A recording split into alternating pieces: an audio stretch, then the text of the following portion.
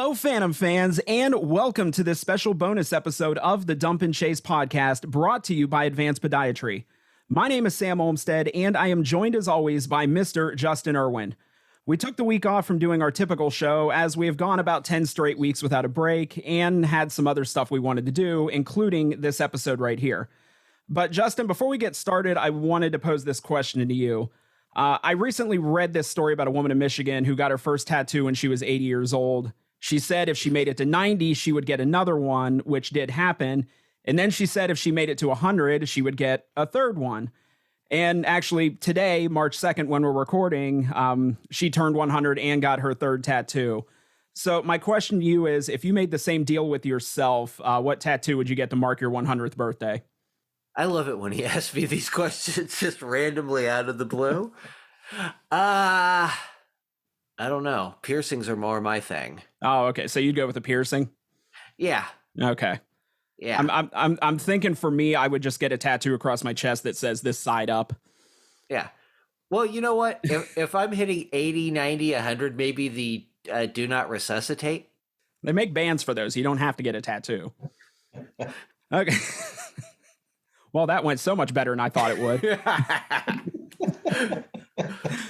So without further ado, we have a very special guest with us this episode. This past June, along with Ryan Kosecki, he was named the co-general manager and co-vice president of hockey operations for our Youngstown Phantoms. He was a team captain during his time with Miami of Ohio University and spent 5 seasons in the ECHL. He served as a coach for the Honey Baked Youth Program and now currently coaches the Little Caesars 15U squad. Last season, he was the assistant GM and director of scouting for the Omaha Lancers. Am I leaving anything out? I think you got it. Okay. What are you compensating for? A lot of titles. A lot of work. You know hockey. We get it. So for the first time, please welcome to the show, Mr. Jason Deskins. Hey, thanks for having me. I'm happy to be here. All right. So, Jason, same question. You hit the century mark. What tattoo are you getting to commemorate? The century mark? Yes. Oh, man, that's a tough one. I don't know. I'm not a piercing guy. I think I'm more of a tattoo guy. But my mom would not be too thrilled with me if I ever got a tattoo, whether I was 100 or not. So I think I'm going to have to say there's no tattoos going on this body. Maybe just one of those maybe just one of those temporary ones, or yeah, something like that. Maybe out of like one of the gumball machines or whatever you find at the checkout line at Walmart. Yeah. Okay. Yeah. That would be for me for sure. All right. So the news came out. It was actually the morning after the final day of tryout camp that you and Ryan were coming aboard. Now, you walked into a situation where the Phantoms are coming off their worst season in franchise history. And what was no big secret at the time, most players, many of the players wanted out of town either by trade or hopping the border to Canada. What were those first days like as far as assessing the roster and, charting a course forward? The first few days were interesting, to say the least. We had, within 2 hours, basically, of the announcements coming out, my phone was ringing via phone, text, past players, colleagues in the industry, agents, advisors, college programs, kind of talking through, maybe players that they already have in our program or players that we had drafted, and then also having some pretty clear and candid conversations with current players that were on the roster that really had no interest in being a part of the Youngstown Phantoms moving forward. So it was unique. I think we were somewhat prepared for it, to be honest. It wasn't something that I think shocked us, but I also think that, when you get 25, 30 phone calls within a couple hours of the announcement coming out, it definitely is hard to ignore the fact that people were very interested in the change and wanted to see what the plans were moving forward for the future. So, but yeah, I mean, I'd say less than shocking, but definitely maybe a little bit more volume than I anticipated off the bat in terms of connections. How soon did you start getting inquiries from other teams in the league on trades on that one? I'm curious just to see who was out fishing early on that one. Yeah, see, it's pretty interesting how our league works, and you find out quickly what agents and advisors are out there already communicating with other teams, and your phone starts ringing and they have a random request for a player that has requested a trade. So Yeah, I mean, it was quick. That's for sure. I would say within 24 hours, we had talked to a large chunk of teams in the league about a select handful of players that had chosen that they didn't want to be a part of the Phantoms moving forward. So definitely happened in a hurry. Did we get any decent offers?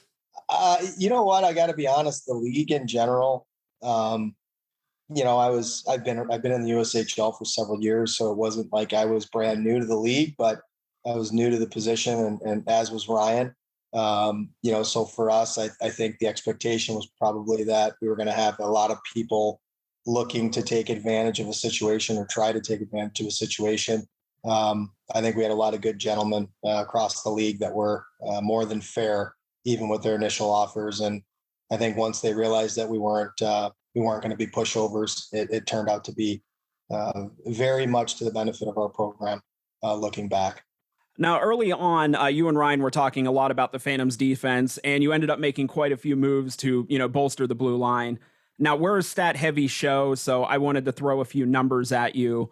So right now, at this point in the season, Youngstown leads the Eastern Conference in fewest goals allowed. I know some people will combine the conferences to give stats, but we don't play the Western Conference, so yeah, they're their own thing.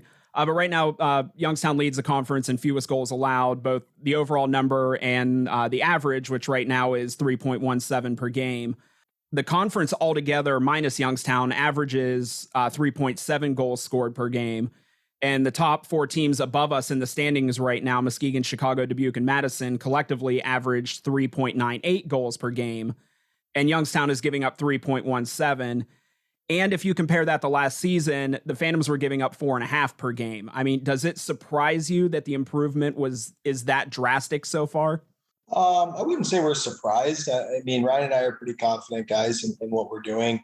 We have good experience in various leagues, and we know the player pool extremely well just from our time in youth hockey. Many of the kids that are playing in the USHL right now were players that I recruited to play for my programs, or Ryan recruited to play for his programs over the recent years. We have a lot of familiarity with the kids that are coming up through these age groups or birth years. So I think we felt pretty confident going into it that we'd be able to make at least somewhat of a splash early and be competitive. Maybe it happened quicker than we would have thought, but I think all in all, we're pretty confident in our abilities. So we're, we truly expected it to be something that we were going to see market improvement over the course of the first half of the season. And we knew, from a defensive standpoint, the Eastern Conference is really not known, I would say, for being stout defensively, right? It's more of a high flying offensive conference, lots of goals, lots of flow, probably a little bit more space, a little bit more creativity than maybe the West is known for. And our vision has always been and will always be that we're going to build from our goal out. We're fortunate to have, 3 goalies now that have been in town that are all quality goaltenders and have done very well for us. And on the back end, we knew that we needed to really reshape our back end and the roster there because, Austin May had requested a trade and Dylan Gratton had requested a trade as well. And we ended up losing Michael Brown to Merrimack in August. We had a lot of work to do there on the back end. And I think that was something that was a focal point for Ryan and I. We knew that we were going to have to rebuild that back end in order to stay competitive. And we found a way to go out and get, a kid like TJ Schweigert, who's known to me and just a kid that has a lot of experience in playing big time minutes in this league. And just a kid that I trust. And I know that he would come in here and do a great job for us. So he was kind of that starting point for us in some of the changes, but many people don't even realize, Nick Williams was a free agent ad that we found in Minnesota high school hockey, and he's done a great job for us as well. And Chase Patilla was a trade. Chase was also a kid that played for me back in youth hockey that I knew extremely well. We've rebuilt a lot of pieces here on the back end and, added Thomas Machu right around the Christmas break as well. So we've gotten bigger, we've gotten longer. I think we've gotten more intelligent on the back end. I think we defend extremely well. And honestly, those guys have done one heck of a job back there protecting our goaltender. And I think our forward group in general has done a great job buying into the philosophy of what we are as a program and what our identity is. And I think it bears the results that you had talked about. So, yeah, you mentioned bringing in Tomas Machu. Walk us through how that worked. So Tomas was an interesting one because he was actually, so when I was in Omaha, and you'll notice this with our roster, even with some of our affiliate players, and we made a lot of moves with the Omaha Lancers, and I've made it no secret that I'm going to do everything in my power to bring in players that I know and trust. And, Tomas was a kid that we drafted in Omaha. We expected him to be in Omaha to start the season. Things kind of went sideways there. I ended up getting the opportunity here, and then Dave Wilkie was let go in Omaha. So I think Tomas felt more comfortable sticking it out at home and trying to develop there. As, being an Islanders pick, he felt comfortable starting off the year in professional ranks. I think we took a call maybe November-ish. We took a call, and there was some interest for him to come back to the States and play in the USHL and go to school. We were starting to work through, because obviously at that time we were kind of hitting peak numbers with COVID across the world, and it was a unique dynamic. So the visa process was not exactly easy to figure out. So it took us about a month and a half to really get through everything with. He was also trying out for their World Junior team over in Czech Republic, so we were being patient with that, with the player and obviously the advising group. And then we had to get through the visa process as well for Tomas to make sure we could get him over here, and obviously not hit any snags with that before we decided to make any moves. So that's kind of how it all played out with Tomas, and we're very happy that it played out that way. He's been a great addition to the group, and obviously made an impact for our team in a very positive way. All right. A couple of the moves that have been made here more recently have been before the deadline, focused more on the offensive side of the puck. You guys brought in Tiernan Shouty from Des Moines and Garrett Wright from Omaha. What can you tell us about these players as far as what they will bring to the team, especially with the Phantoms right now only averaging barely 3 goals a game, compared to even though the defense is doing as well as it is, it's still kind of been an issue going through here.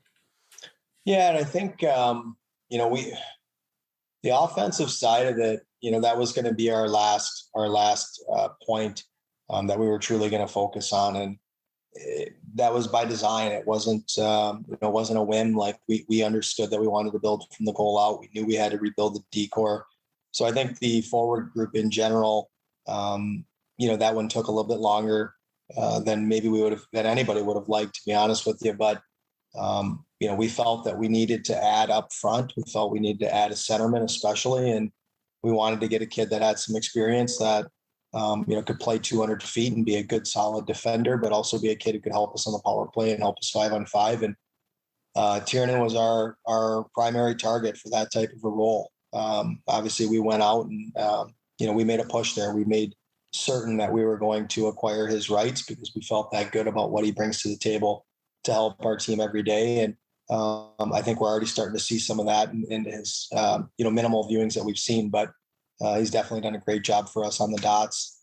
He's doing a great job for us on the PK, and he's driving a little bit of offense for us. And I think it's only going to get better as he gets more acclimated and more comfortable with our program. So we also obviously acquired Garrett Wright, and Garrett's another kid in Omaha that was one of our draft picks while I was there. And, he's a 4-year junior hockey veteran with 2 years in the WHL, and in his second year now in the USHL. He's got a great release. He can really shoot the puck. He's just a great kid, but he's a good 200-foot hockey player as well. So he's not just an offensive guy. He does a lot of things really, really well. So for us, we feel extremely happy and fortunate to add those 2 players to what we already have. I think it kind of rounds out our forward group, puts us in a position where we feel that we have 12, 13 guys on any given night that can go into any building in the Eastern Conference and win. So we're extremely happy.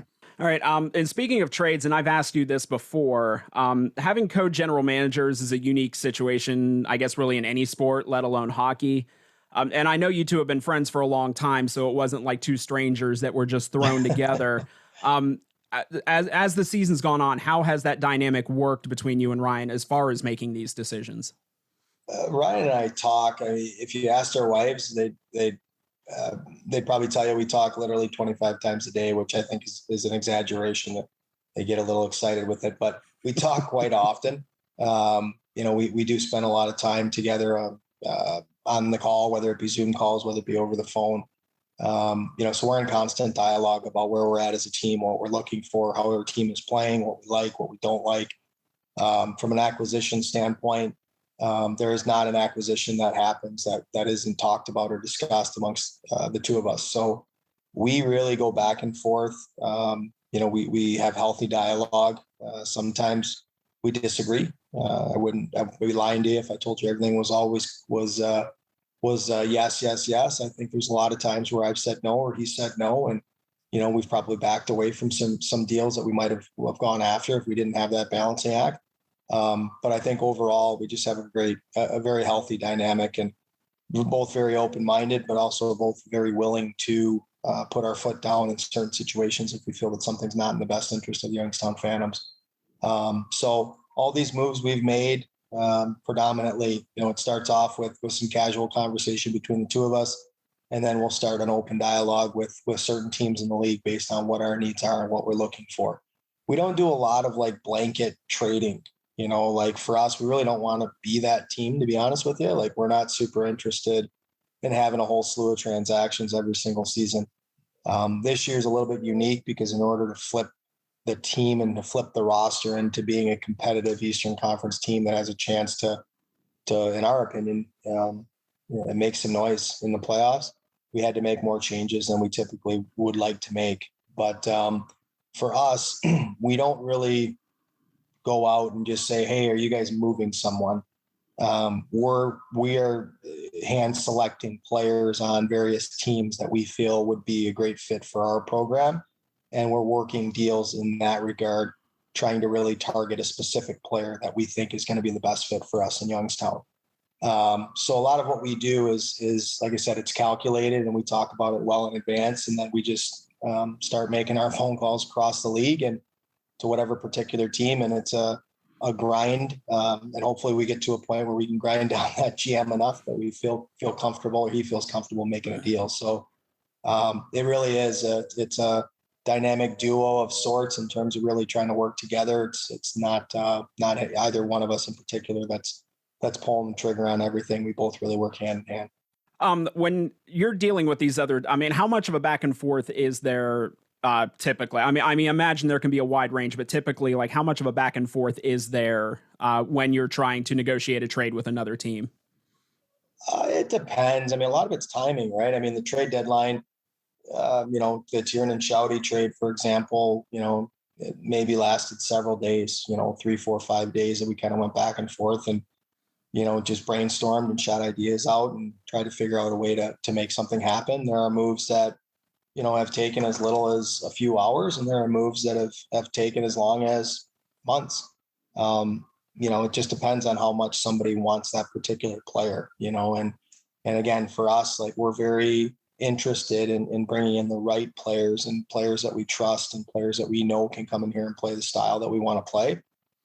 So we put out a lot of feelers on guys that we're comfortable with, and we get a lot of no's. There are often times where people tell us, no, we're not trading that player. And what I can tell you is that we have a couple players on this roster right now that people told me that originally that they were not going to trade.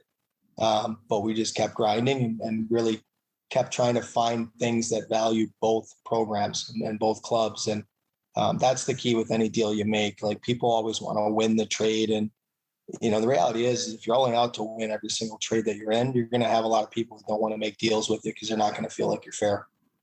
So we're pretty interested in having it work out for both teams. We don't want it to be something where every time we finish a deal, we're all high-fiving thinking that we rob somebody out of players. It's not a great way to do business. So we're really trying to make it worthwhile on both ends. And we do understand that you have to give to get at times. So. Any different when it's the phone ringing and the offers coming in from the other side? Yeah.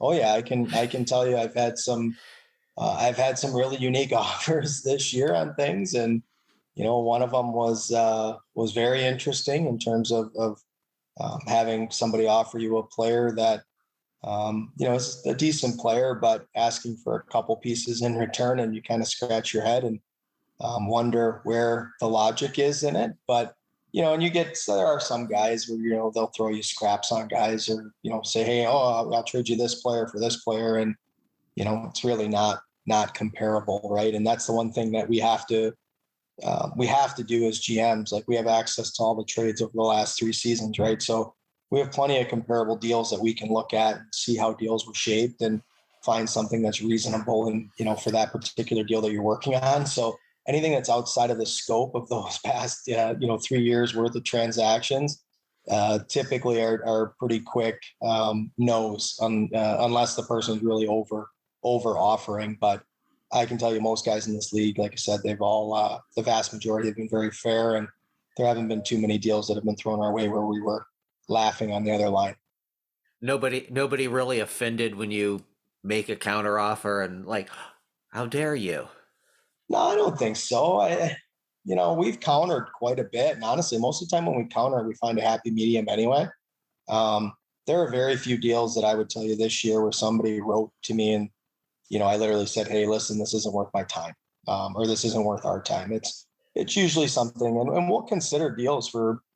I mean, I hate to say this, it sounds terrible, but I mean, the reality is we'll consider deals for any player. I mean, if it's the right deal, it's the right deal. Wayne Gretzky got traded. So the reality is if the right deal is there, we're always going to look at it. We're going to be open to it. And, we want people that want to work with us as well. If I'm going to call a GM in the league and say, "Hey, you have one of my past players that's on your roster and I'd like to trade for him," I also have to reciprocate. And, when those situations arise and they have a comfort level with a certain player, like if it makes sense on both sides, it's something we're always going to consider. So.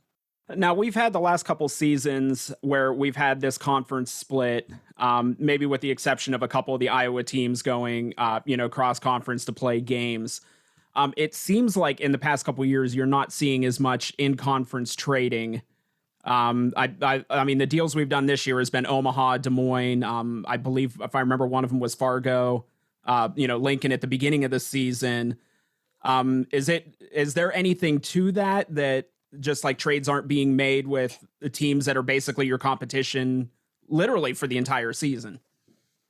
Yeah, I mean, I think most teams would say that they're going to do their best to avoid trading within conference. But, we've made a couple deals with Cedar Rapids, and, we felt good about the deals that we made. I mean, we acquired Kyle Bettens right before the season started from Cedar Rapids, and a very, very fair deal on both sides. And obviously the Schweiger deal was a Cedar Rapids deal as well. So I just think it's got to be the right deal. If you're going to trade in conference, you have to feel comfortable with the return. And, we're not opposed to moving a kid in conference, but if we're going to move him in conference, we have to feel like, number one, we're getting the right return.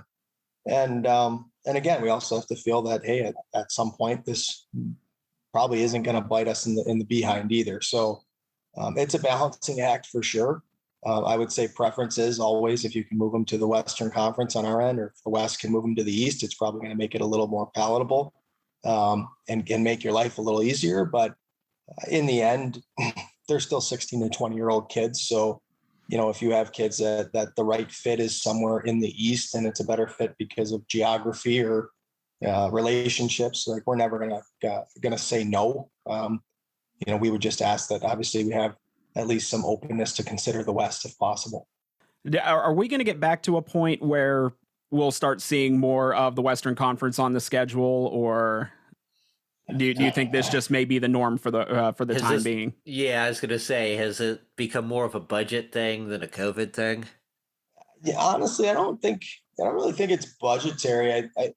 Obviously, I mean, financials go into a lot of decisions that are made in junior hockey, but I think honestly, like, what they found last year was it makes a lot of sense to keep conferences playing against each other. And, it's one of the things that I've told people, like, we're at a weird point in the season now. You got the trade deadline that's passed. Like, it's really hard to make up points in your division right now from this point forward, because every weekend you're beating up on somebody else or somebody else is beating up on you inside the conference. So, one team can have a great weekend and the next weekend they can have a not so great weekend, and they're in the exact same spot they were 2 or 3 weeks ago.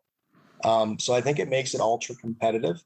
It really is. And I think when you look at the parity of the Eastern Conference right now, it definitely would indicate, that anybody can beat anybody. And I think from a standings aspect, it's relatively close. Obviously you got your top end teams or one or two, but even those teams, it's not like they're so far out of reach for the 4, 5, 6, 7 team that it's not worth playing.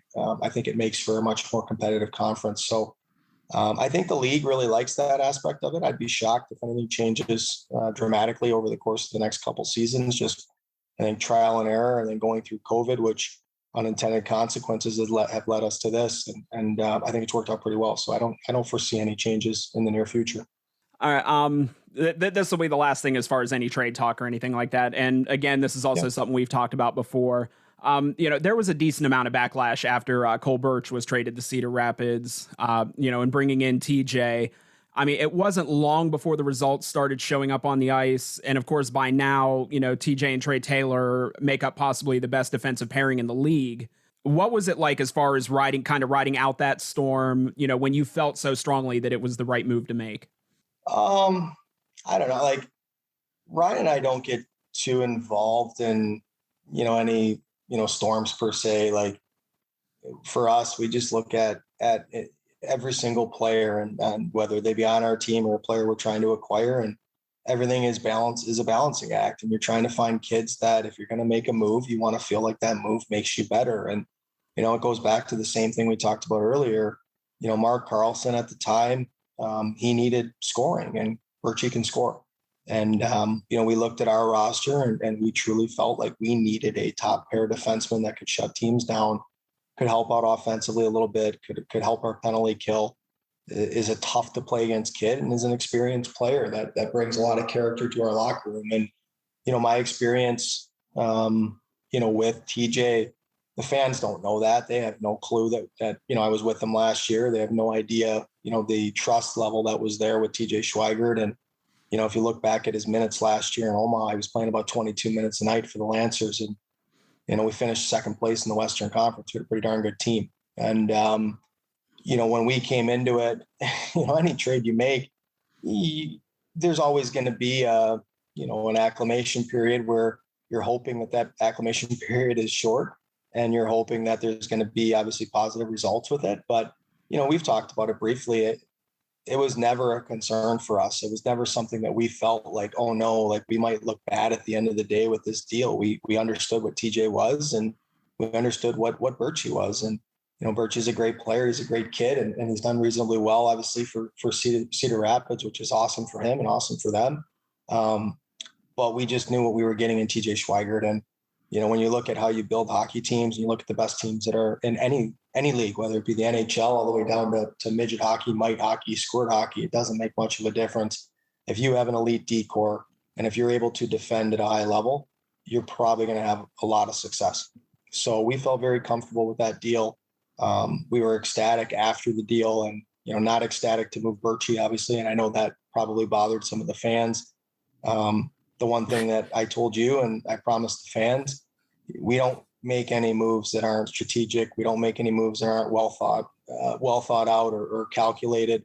You just got to believe in what we're trying to do here, because we think we have the right mix of putting this thing together and hopefully rebuilding this into a team that can win a Clark Cup. All right, so we're talking with Phantoms co-general manager Jason Deskins. Now, Jason, this summer you and Ryan will take the helm of your first Phantoms draft. And I mean, even before the scouting department gets involved, you both already have a vast institutional knowledge of the kids that will be available in phase one. Even though we want this season to go as long as possible, how excited are you to, start shifting gears, going towards the draft? Well, basically Monday at 7 p.m. Eastern time, I sent a text out to our entire staff and said, we've gone from acquisition mode into draft mode, and we need to really start fine tuning our lists and making sure that we're doing due diligence on our players. And we had our midwinter meetings back in January when Cedar Rapids was in town with our assistant GMs, Tim Parkos and Jeff Cox, and basically formulated our phase one draft lists and our phase two draft lists. And, now we're at a point where we have, 2 months roughly before the draft. And we have to do a lot of legwork and heavy lifting now between now and then to make sure that we're vetting out these players, and we understand exactly where kids are at and where their heads are at and where their advisors are at, and potentially where their schools are at. So we're already in that mode right now. We're extremely excited about the draft. I think when you look at what we've done with our team some of the main points, obviously, we wanted to improve our decor, which we feel we have. We wanted to put ourselves in a position where we could acquire as many players that were going to be multi-year players in this league as possible. So as many Justin Varners and Anderson Trellas of the world and kids like Braden Clark from Omaha. A lot of the kids we brought in, we fully expect them to come back next season. And then the last thing we wanted to do is we wanted to acquire a surplus of draft capital. And when we came on board, we had one pick in every round of phase one. We currently have 11 draft picks now in phase one. We have a first round pick, a second round pick, 4 third round picks, 2 fourth round picks, 2 fifth round picks, and a 6th round pick. So we were able to peel off our back end of draft picks and move those picks into the top 5 rounds, which was something that was a priority for us. When you look at phase 2, it's very similar, even with the deals that we made. The deal we made for Shouty, we gave up some draft capital in order to do that. But people don't realize we had 13 picks in the first 6 rounds of the phase 2 draft. We're in a position now where we have 12 picks in the first 6 rounds. At the current moment, we have 13 in the first 8. So we're in a great position from a draft capital standpoint. We want to target as many players in the top 5 rounds of both drafts as possible. When you look at the numbers of how drafts really break down, those are the rounds you need to get your players in. If you look at the phase 2 draft last year, collectively, it had a 29% hit rate with players that are playing in the USHL. That 29% goes up dramatically when you look at the first 5 rounds. So we're in a position in phase 2 now where we have a first round pick, we have 2 second round picks, 2 third round picks, 4 fourth round picks, a 5th round pick, and a 6th round pick. And then we have an 8th round pick as well. So we're in great shape from a draft standpoint. We want to build our future with phase 1. We're not going to hide that. That's something I think that's already known to the USHL and the GMs that are out there. We have a firm belief that if we can grow our program and build from the bottom up and attract the right players with our phase 1 draft and then develop those players and give them an opportunity here where no stone will be unturned in terms of their on ice and off ice development. We're going to perpetually be a team that can contend for the Eastern Conference Championship and hopefully Clark Cups. So the draft is of the utmost importance to us. We hope we get to a point where the drafts are so good that we don't really have to worry about too many acquisitions throughout the course of the season. That way fans can't be mad at me when I trade Cole Birch. So for us, the draft is 100%. I mean, it is supreme importance to us as a staff. Without that, I mean, if you're missing on your draft picks or if you're losing all your draft picks to trade, you're really going to struggle to be good every single season. And we don't want to just be good once in a while. We don't want to win one Clark Cup and then stink for 3 or 4 years. We want to be good every year. And we want our fans to show up every single time they come to the rink and feel like our team has a chance to win. We want our players to feel that way. I think from a cultural standpoint, that's something that we've really tried to change. We want that type of a winning mentality and a winning culture every single day. And every time somebody comes to watch a Phantoms practice or they stop in to watch a Phantoms game, we want those people to get excited about the fact that our team has a chance. And we truly believe that the drafts are the way that we do that. So long-winded answer, but 100% we're jacked about the drafts. And we flipped very, very quickly from acquisitions phase to we got to start prepping for the draft here and making sure that we're on point come May 2nd. Now, you've seen a lot of these kids, especially the Great Lakes region, throughout their developmental years. At what point do you start to look at them as, potential future draft picks? Like most of the 06s, for example, I pretty much see those kids a full year in advance, just from a recruitment standpoint. And I've always coached the 15U level, so I'm watching them as Bantam hockey players. Some of them even Bantam minor hockey players when they're 13 years old. So you get a pretty good feel of what the crop looks like. But I would tell you for us, the first 2.5 months or 3 months of the youth hockey season, it's slammed with big time events. All the premier events in terms of the USHL Fall Classic, the Minnesota Blades run an event out in Minneapolis every year.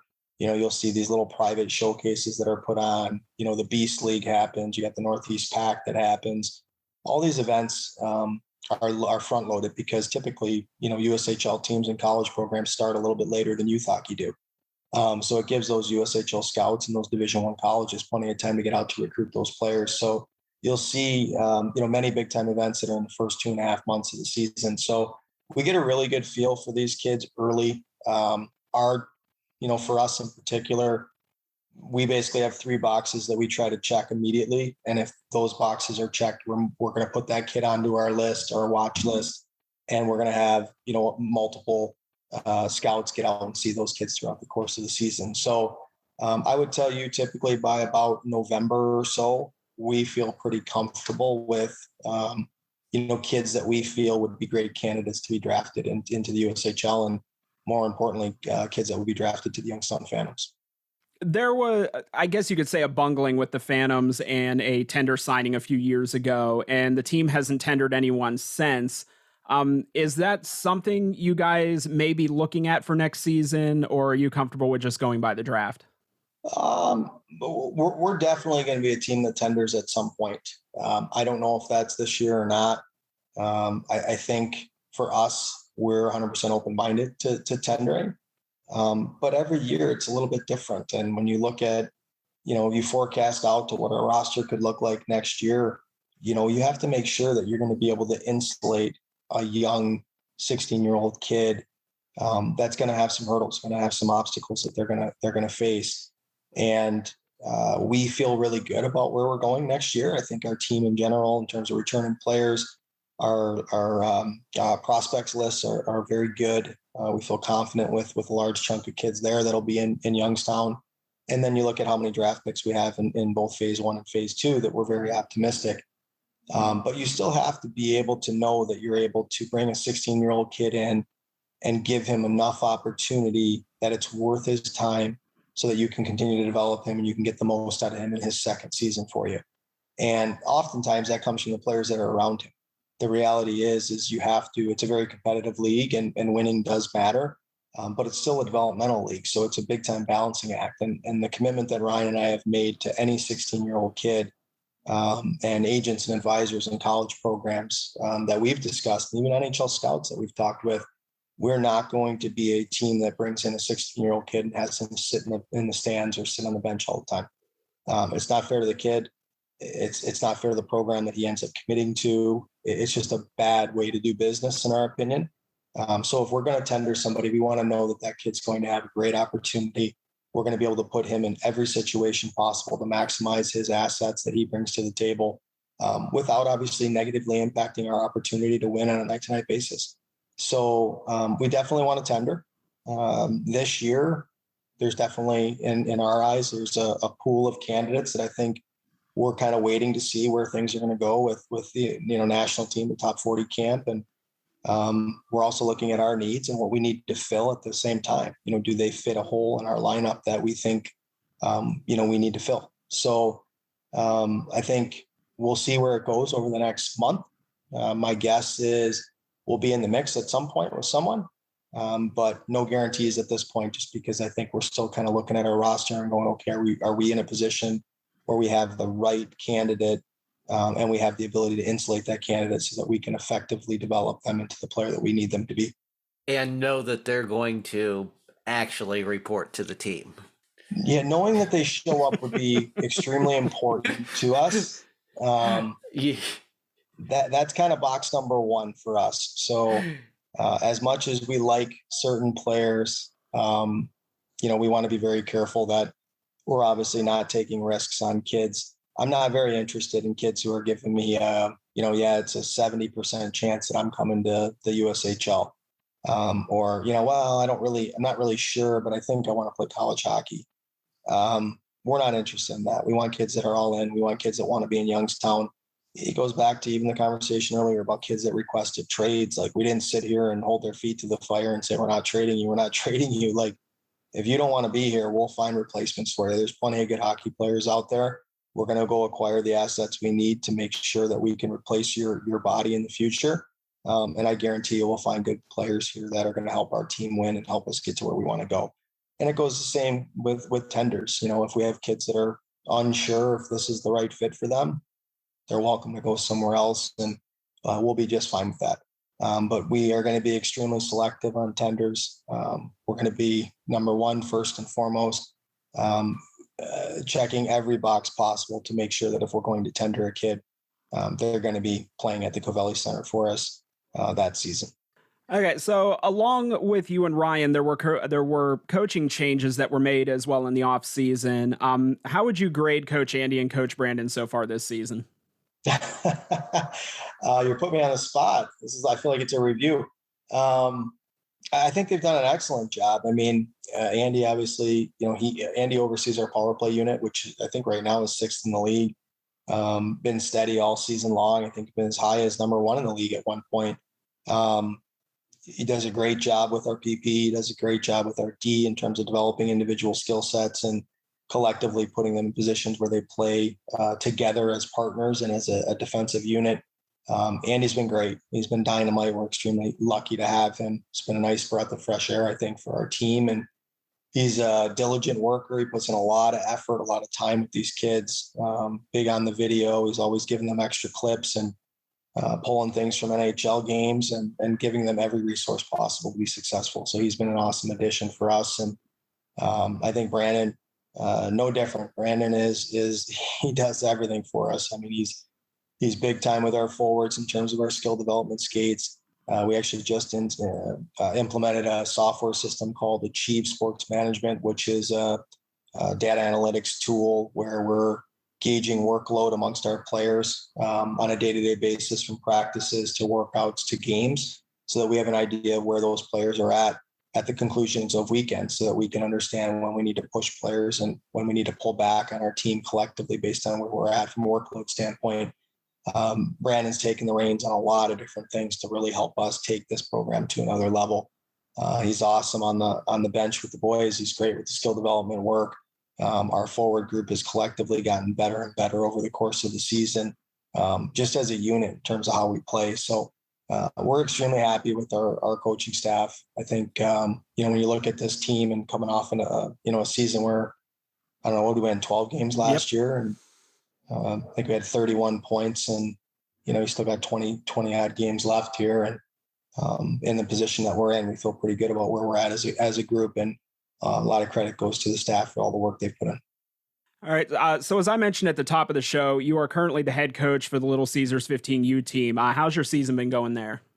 It's good. I think we got a good group. We started off where we were on fire, and then we were up and down for a while, probably a month and a half, 2 months. And it's pretty normal at youth hockey. I mean, this year we probably lost more games than we would have expected at times, just because I think it took our team a little longer defensively to kind of put it all together. But we got a great group. I mean, our last 16 games right now, we're 13-3, and we're peaking at the right time. We got a lot of really talented players and great kids. So hopefully a couple potential prospects for the Phantoms someday. All right. So before we close up shop here, is there anything you would like to say to the fans that are listening to this episode? Thank you. I think that's first and foremost. We appreciate you. We know that it's hard at times. We fully understand that, when we move players, that can be a sore spot for people. And we just know, we know that we're trying to build something special here, and we just ask for your trust, and we ask for your patience with what we're trying to do here, because it's going to take time, and there's going to be some things that pop up that are sore points or things that maybe cause a little bit of heartburn for our fans. And we're not trying to do that. We promise you. Our end goal is I think the same as all of yours. We want to put a team on the ice every day that represents Youngstown in a positive way. We want great young men here that are bought into something bigger than just hockey and bigger than themselves.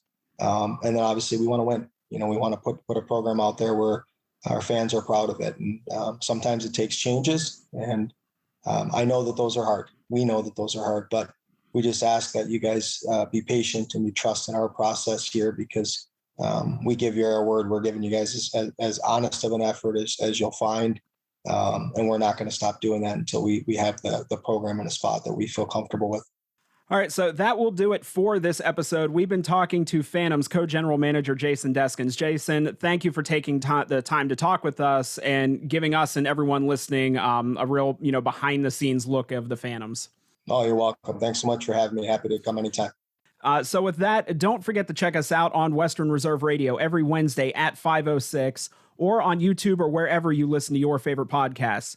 We'll be back next week with our regularly scheduled programming. So for Justin Irwin and Jason Deskins, I'm Sam Olmstead. Thanks for tuning in, and we will talk to you all later. Bye now.